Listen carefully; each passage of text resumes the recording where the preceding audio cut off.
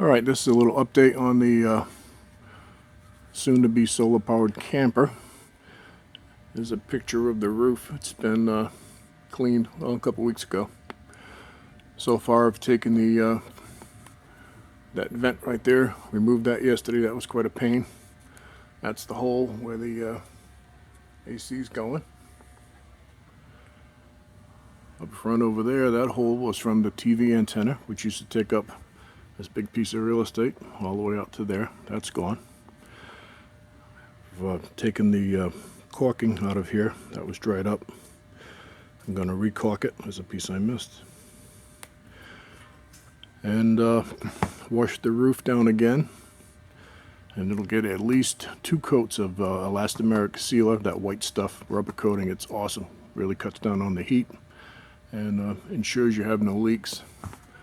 And the metal over there, you can see it's really shiny. That was under the sealant underneath that old vent. And as I said, I got to wash this again. I'm going to reseal all the hatches. And when that dries, put the roof coat on. And over there on the hole for the antenna, I got to cut a piece of metal, seal it, and screw it back down. So I have been working on it, but it's coming along slowly. I got a bunch of projects, and they all require time and money. And while I have a lot of time, money's a problem. But I'm going to get this done. Next week I'll have help. After the roof's coated, I'll put the AC in, show you how to do that install. And then it's going to be solar panel time. This is going to have at least 500 watts minimum. Alright, so I'll show you later as I get more done. That's it for now. Alright, here's a quick camper update. The roof has been cleaned. Zoom that out a little bit.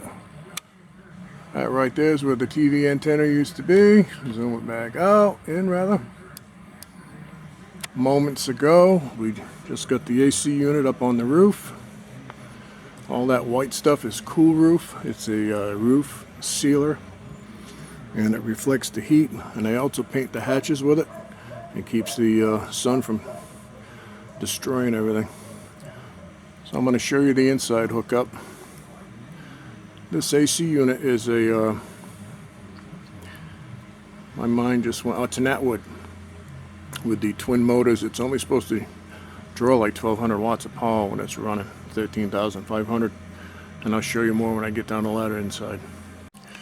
Alright, now inside, this is the bottom. And this AC unit is an Attwood, and it was also an AC unit for a RV with a ducted ceiling. I do not have a ducted ceiling. Now the only thing between the units I could find different was this unit requires a 12-volt power source. These blue wires are to operate a furnace, which I'm not using. That's the difference in the 2 units between a ducted and a non-ducted. This installation is a non-ducted unit. And in here, hopefully we can see, I just drilled a hole. I'm going to put a wire in here, pull these wires through, tie them back into this AC box. And then I've got a wire here. See it wiggling? That comes up by my LED lights as my 12-volt source. I'm going to tap into that, pull the wires through this hole, tie these wires together. And what that does, it turns on the control panel. So when you push the buttons of the remote, the AC starts the AC power turns the AC on. If you don't have 12 volts DC, it will not turn on. And I'm going to take this plug off because that's what I tested it with. These wires are going to go through here and go right into the factory AC wire that was provided. And down there on the floor, it has its own circuit breaker all hooked up. And then here is the inside unit, and it's nice because it has a which I'll probably show easier later. I can't do it with one hand for some reason. They make these things so small. Anything bigger than a child's hand these days, it's like can't do nothing. That's a flip down panel, and it also has a remote control. So obviously this would be covering that hole up on the ceiling. That's what it'll look like when it's installed. So that's just a little update. It's taking me a little longer than I thought it would, but I got too many projects going.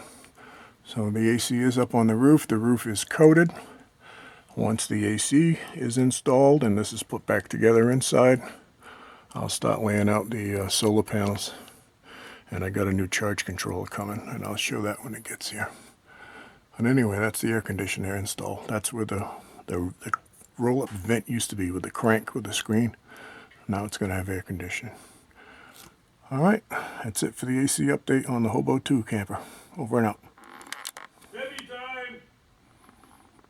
All right, here's a update on the camper AC install.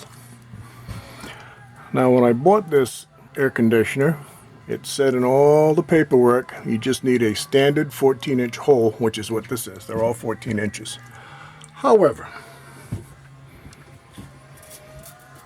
here's the plastic piece. Here's the air duct piece that I just had to cut about 3 inches off. You got to cut that size depending on the thickness of your roof. And have a look at this. 14 1/8 inches. So I think somewhere between the inch and metric conversion, somebody grew an 1/8 inch that way and grew an 1/8 inch this way. So ideally I would have had a router. I did not have a router. I just have my handy Ontario knife, Air Force survival knife, and a hammer, and I was able to come up in here and beat on it. Careful not to cut my wires that I just installed here in the roof. That's my 12-volt DC feed to turn the unit on. So now I'm going to proceed to bolting this together, putting the interior fascia on and the ductwork, and then hopefully I can get this camper out of the garage. It's going to be very, very close. All right, that's the update on the AC install, Attwood air conditioner. Be back in a little while. All right, here's the finished result. There's the drop-down panel. Right now I have it on automatic, and it's I don't know, it's not quite 70 degrees today, and I set it at 64. And as it gets colder in here, it went from high fan, medium fan to low fan. Eventually it'll shut off. And then it's got this handy-dandy little remote for when you're up in bed. You might need a little cooler air. And then this pops up. And that's the install. Ow! I just got a doorknob in the back. And there it is. Attwood Air Command. Installed in the high dollar Hobo 2. The higher dollar Hobo. More money. Kind of hard to walk around in here not looking. So anyway, that's the install of the Attwood air conditioner. I now have a fully functional 4-season unit. I got a furnace, which I'll rarely use, but more importantly, 13,500 BTU AC unit. How sweet is that? Alright, well there it is. That's how I did it. It's installed. We got a guest all the way from 1,600 miles down. What time is it, Marky G? Heavy time. Heavy time. Alright, kids. There it goes. And also, I put my nifty little LED lights in. I don't know if that's showing up on the camera. But anyway, there's the Attwood Air Command up and running. Fantastic. Now we got to see if the camper will get out from inside the garage. Probably going to have to let the air out of the tires and the trailer. Alright, there's the AC install. Alright, well this is a beautiful day in the neighborhood. I've got my rig outside. It's got about 8 inches of clearance. And that AC runs real nice. 1,080 watts on high. Bumps up to about almost 11 when you turn it on, because the fans are all separate. Got a fan for the inner cabin, a fan for the evaporator, and then the air compressor kicks on independently. So that's the reason I bought that unit. Less than 1,200 watts on the full load. My little Predator generator will run that.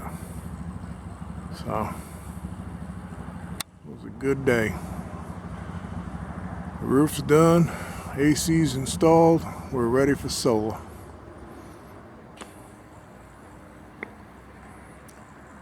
Fantastic. A step closer to being done. Over and out.